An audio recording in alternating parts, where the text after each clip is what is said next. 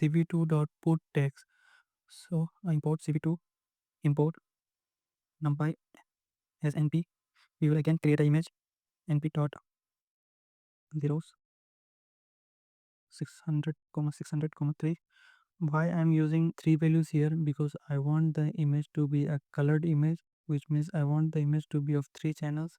The image will be a black image only, but if we throw any colorful thing on the image, then we will able to visualize. If I remove these three from here, since the image is a one channel image, we also need to use only one value for the colors. Now we do not need three values for the colors since the image is not a BGR image, so we will use only one value, and 255 in grayscale represents white. So see, understood why we are using three channels while creating the image? Because if we don't use three channels in the image, we cannot visualize the colors that BGR provides us. In grayscale image, you can only visualize shades of white and shades of black. This is complete white color. For example, if I go values be near to 0, then I will be able to see some shades of black. You see, these two values are 255, 255, so we are getting pure white colors, and these two values are 100, 100, so we are getting 50% of white colors. So we have created this image. Now we'll visualize this image. Here, the first step that we have done is we have created the image, and now we want to see the image is working. Now the second thing that we are planning to do is we want to put a text. So we'll cv2.put text. In the drawing module of OpenCV mostly has the same syntax. Here the first thing is same. We'll give an image on which we want to draw. Drawing that cv2.putText will do will be done directly on the image. Okay, it is not going to return you a new image on with the drawing. It is going to draw directly on the original image. Here we need to give the coordinates from where the drawing will start. The important thing here is this coordinate will be, let's say I want to write a text D E X T. So this coordinate is this part.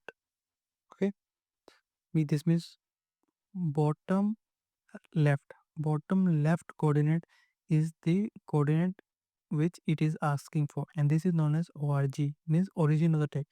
We just need to give this coordinate, and on this coordinate it will start writing the text whatever you pass. Again, let's use 50 comma 50, and the text whatever you want. Let's say I want let's play with code. Okay, so first we have given the image, second we have given the text, what text we want, and third is the coordinate from where the text will start typing, and then we have to give the font face. There are several fonts. You just need to type cv2.capital font, press tab, and you will get all the fonts that cv2 provides, like Hershey complex small, Hershey duplex, plain. Try using all the fonts. You will find what are the variants and which will be suitable for your image. Now you have to give font scale, with how big you want your image to be. Let's say we will start with 2, and it is asking for color again. In color, let's give it red only, red, because red is a bright color. And then thickness, okay, how much thick you want your text to be. Let's give it 1.5. And then line type, the line type that we have used above will be same here. For the smooth line, why the error is there? I know the error because it says that the thickness cannot be decimal. You should always remember that the thickness that you will give should be always an integer value. And here the text is too big, so it is getting out of the image. So we need to make it small.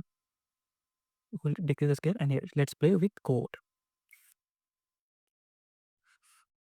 Now let's try to create an animation with this text. What are animations? Animations are nothing but they are still images only, which are moved in a fast frame rate. So to move the images which will look like a video, we need to use loop, and in every loop we will keep on changing the image with different drawing on it. So on the first frame the text is on 50 comma 50. Okay, now let's see, we want to move the text from the top to bottom. So to move the image from top to bottom, we have to change the value of y, because I told you the x coordinate is from this direction to this direction. So if you want to move the text from left to right, we need to change the x coordinate, and to move the text from top to bottom, we need to change the y coordinate. So right now, let's try moving the text from top to bottom, and here we will change the y coordinate. So let's take a variable x is equals to 5, okay, and we'll add it here plus x, and we'll simply what we'll do, we'll simply x plus equals to x equals to 0 and x equal to 5. Okay, the exponent 0 is 20. Then what we want that as it touches the bottom, it goes back again. So to do that, what we'll use?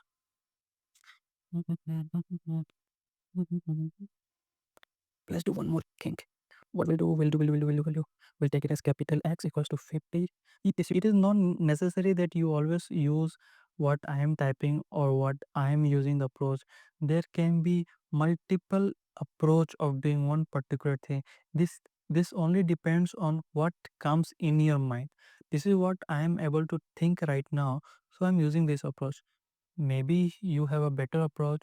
Okay, so never think that to solve a particular problem there can be only one approach. No, here I've taken the value of x equal to 50 and y is equal to 50, and I have incremented the value of y by x, so that in every loop the y changes its position and it goes down. So I want that after it reaches 550, okay, we want the dick is equals to minus dick. Okay, so if after reaching 550 it will start going back again, and again if y is less than 50, we want to do it again. Dick is equals to, and I told you abs of dick. So why is not happening? You see, this is what every frame will look. Since we have used wait key, so you can now understand it very clearly. Since when I press any key, the frame changes, and you see, this is what will happen. The second thing that I've told you, that cv2.putText is used to draw the text on the image itself. So to get that animation effect, we want the image to clean up every time the loop runs. So we'll do img1 is equals to img.copy, which means in every loop we are giving a fresh image, fresh black image to img1, and on that fresh image we are doing img1. Now every time the loop will change, you see, I will show you.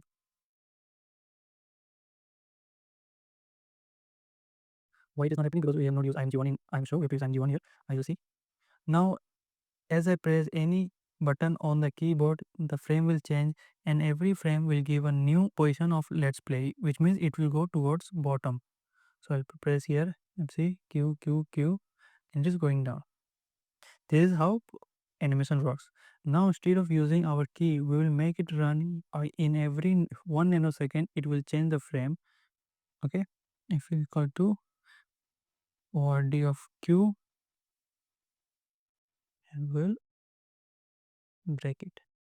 So here the frame will change after every 1 nanosecond, and if we press in between in this 1 second, if we press any key and the key is equals to Q, and it will break and it will go out of the loop. Very much. X plus equals to dict y, so dict minus dict equal to dict.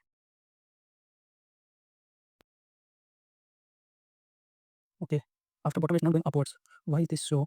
If y is equals to y is greater than 50, 550. Okay, y is greater than 550, then dict is equals to minus dict. So minus dict, so it will go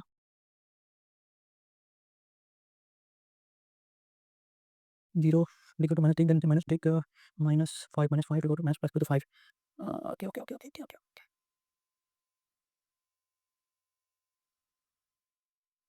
What mistake we have done here is very simple. We are not changing the value of y. The y is still 50 only. We are just pressing on that one. So y plus x. Let's remove this and let's put it here. Y plus equals to dict, and dict b equals to dict will be equals to 0. So 0 plus y, no changes. Second time,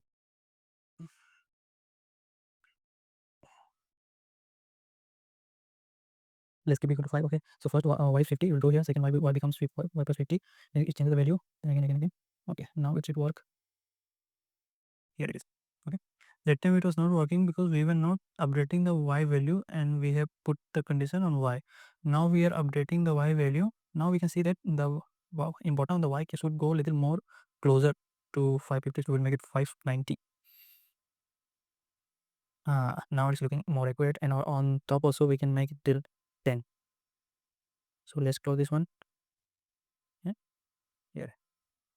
So this is all about drawing a line on an image and drawing text on an image. And in this lecture I have also told you how we can create simple animations using these two functions. Thank you very much.